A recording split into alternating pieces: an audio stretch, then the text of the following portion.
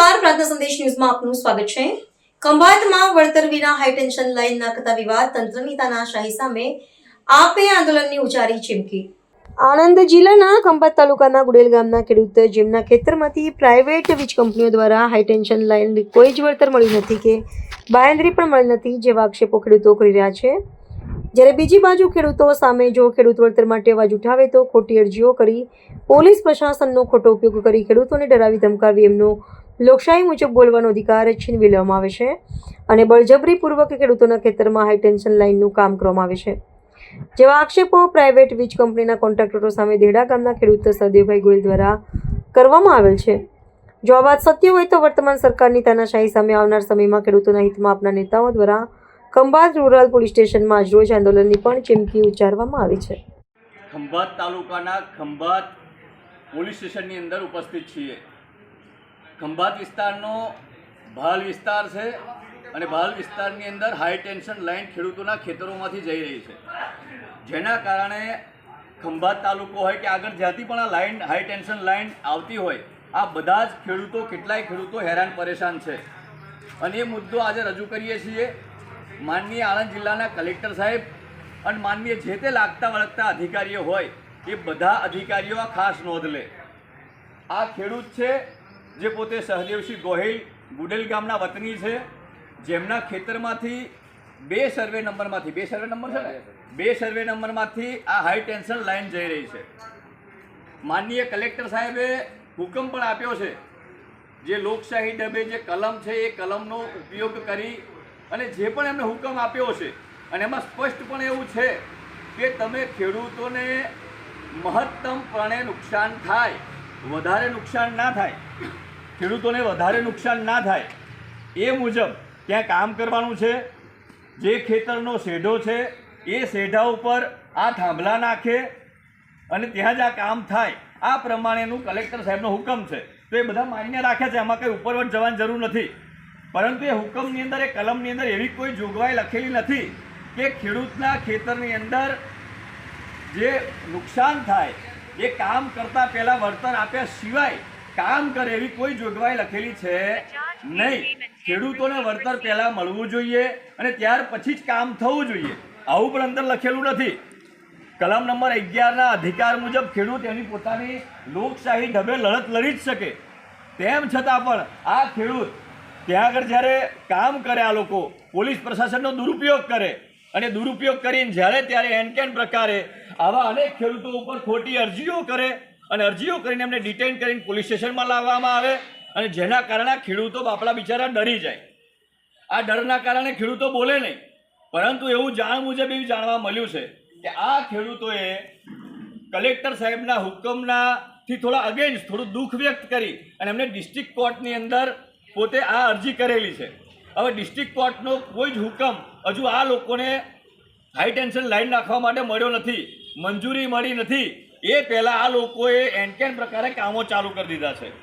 તો આ કામો જ્યાં સુધી આ લોકોને વળતર ના મળે, લોકશાહી ઢબે બંધારણે હક આપ્યો છે કે આ લોકોને વળતર મળવું જ જોઈએ।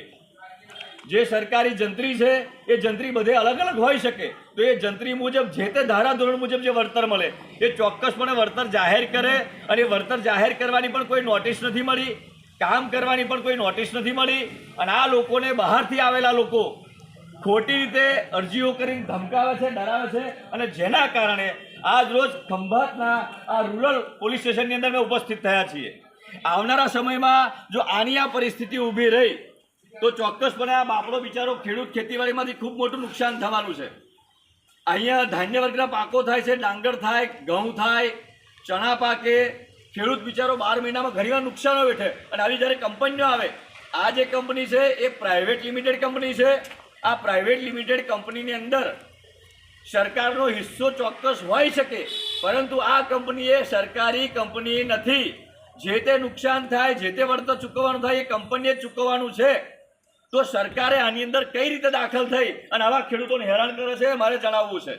માનનીય કલેક્ટર સાહેબને પણ જણાવવું છે કે જો ખેડૂતોને વધારેમાં વધારે વળતર મળે તો તમારું કંઈ બગડી નથી જવાનું, તમારે ભલામણ જ કરવી છે। તો આવા કયા સરકારી અધિકારીઓ, કયા સરકારી નેતાઓ કે કયા મોટા ભ્રષ્ટ અધિકારીઓમાં સપડાયેલા છે કે આવા ખેડૂતોને હેરાન કરે છે, અને જેના કારણે અમારી સંપૂર્ણ ટીમ માનનીય જિલ્લા પ્રમુખ વિજયભાઈ બારૈયા આ બધાએ આજે ઉપસ્થિત થયા છે. આ ખંભાત તાલુકો હોય કે આજુબાજુમાં જેટલા પણ ગામડાના ખેડૂતોને હજી હેરાન પરેશાન કરે છે, એમના સમર્થનમાં અમે લોકો આવનારા સમયમાં ઉતરવાના છીએ. જો આવનારા સમયમાં ખૂબ મોટું આંદોલન ઊભું થાય તો એના જવાબદાર તમે હશો. હજી જાણ કરીએ છીએ કે અમને કામ કરે એમાં અમને કોઈ વાંધો નથી, પરંતુ વળતર જાહેર કરે. જે લોકોને વળતરો મળી ગયા છે એ લોકો બોલવા તૈયાર નથી, પરંતુ જે લોકોને વળતર નથી મળ્યા એવા ખેડૂતોને ચોક્કસપણે એક આભાસ થાય કે કદાચ આ કામ કરે અને કામ કર્યા પછી અમને લોકોને વળતર ના મળે તો, બરાબર કે નહીં? કદાચ કામ પૂરું થઈ જાય અને વળતર ના મળે, આવો આભાસ તો દરેક નાના ખેડૂતોને થાય ને થાય જ.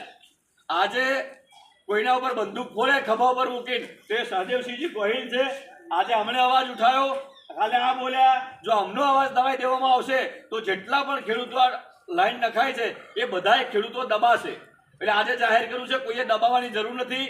લોકશાહી ઢબે બંધારણ મુજબ અમારી સંપૂર્ણ ટીમ સાથે છીએ. અમે સાથે છીએ. પોલીસ પ્રશાસનની સાથે પણ વાત કરી, પીએ સાહેબ સાથે વાત કરી, તમારી સાથે પણ અમે છીએ. તમે અમારા સેવક જ છો, અમારી સેવા કરો છો. બહારથી પણ યાર જાણ કરવી છે, તમે અમારા સેવક જ છો અને તમે કંઈ ખોટું કરવાના નથી. આપણે તમે લાયા છો, ફાંસી નથી ચડાવી દેવાના, અમે કંઈ ગુનો નથી કર્યો, કોઈ પ્રકારની ગાલી ગલોચ કે અભદ્ર ભાષાનું વર્તન નથી કર્યું. તેમ છતાં શું એવી અરજીઓ કરો છો તમે કે આવા ખેડૂતોને દબાવો છો? એટલે કોઈનાથી ગભરાયા સિવાય ડિસ્ટ્રિક્ટ કોર્ટનો જ્યાં સુધી ચુકાદો ના આવે ત્યાં સુધી આ લોકો પર કોઈ નોટિસ કે જે પૈસાની ચૂકવણું કરવાનું છે એની કોઈ અમને સરકારે આપેલી જમીન, એમની 5-7 પેઢીથી આ જમીન છે ને એ જમીનની છાતી ઉપર આ કંપનીઓ થાંભલા ને તાર નાખે છે. વર્ષમાં 3 વખત આ લોકોને હેરાન કરવામાં આવે. પહેલાં થાંભલા નાખે, ત્યારે ફાઉન્ડેશન કરે, ત્યારે તાર નાખે, ત્યારે, અને આ ખેડૂતોને ખાલી એક જ વખત વળતર ચૂકવવામાં આવે પાક નિષ્ફળતાનું. પણ ખરેખર તમે 3 વખત ખેડૂતનો જમીનનો ઉપયોગ કરો તેનો એ પ્રમાણે વળતર આપો. અને તમે ભાવ જે કરો છો જાહેરાત કે અમે જંત્રી પ્રમાણે આ કરી દઈએ, પણ ના, સુપ્રીમ કોર્ટની ગાઈડલાઈન છે, તમારે લોકેશન જોવાનું છે, ખેડૂતને સાંભળવાનો છે, એની પાસે કેટલી જમીન છે, એના આધારે તમારે એનું વળતર નક્કી કરવાનું છે. એટલે હું કલેક્ટર શ્રી અને મામલતદાર શ્રી સાહેબને કહેવા માંગુ કે તમારે તમારા ખીચામાંથી પૈસા નથી દેવાના. આ પ્રાઇવેટ લિમિટેડ કંપનીઓ જે છે, અદાણી અંબાણીના આ જે બધી કંપનીઓ છે, એના ઈશારે સાહેબ તમારે અમારું પ્રોટેક્શન કરવાનું છે, નહીં કે અમને કે અમારા ખેડૂતોને જેલમાં ઘાલીને તમારે એમને પ્રોટેક્શન આપવાનું છે. અમારા ખેડૂતે કંઈ પણ નથી કીધું, છતાંય એના કોન્ટ્રાક્ટરો ખોટી અરજીઓ કરીને અમારા ખેડૂતને દબાવવાની ને જેલમાં પૂરવાની ધમકીઓ આપી રહ્યા છે. તો શું ક્યાં સુધી ખેડૂત નહીં જાગીએ? તો આજે સહદેવભાઈ છે, કાલે મારો વારો છે, કાલે સંજયભાઈનો, પરમ દિવસે ચતુરભાઈનો વારો છે.